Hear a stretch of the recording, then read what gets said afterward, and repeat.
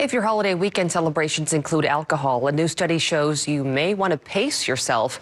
Medical reporter Liz Bonas shares the new risks now linked to drinking. The red ribbon is alcohol awareness, and this new study may have you rethinking even some casual drinking.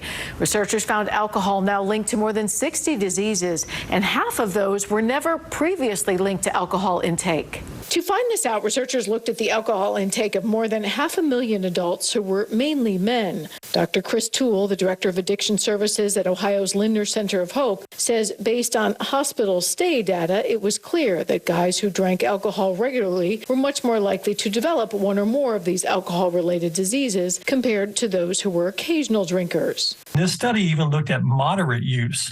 So even, for men who drink 1 or 2 times a day, we're seeing some data that's indicating that can be problematic. While illnesses already connected to alcohol intake, such as stroke or liver problems, were seen in the moderate drinkers with a drink or 2 a day, some of the new health concerns not previously connected to alcohol found included cataracts, bone breaks, gout, and ulcers. For every 4 drinks, risk goes up 14% for the known risks, such as liver disease, 6% for the lesser known. Since alcohol often becomes a way to self-medicate in stressful times, Dr. Toole says if you notice you're drinking more lately, pay attention to your mental health needs.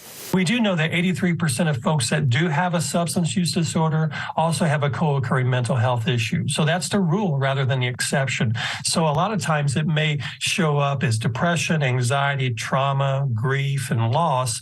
And I'm using a substance to help me kind of relax or cope or deal with it. But we see how that becomes problematic. And for some, it becomes my default. It becomes a way that I cope and deal with it. And it's certainly not a very healthy way. Now, here's something interesting. We actually don't know if the same is true for women, only because in China, where the study was conducted, only about 2% of women drink alcohol.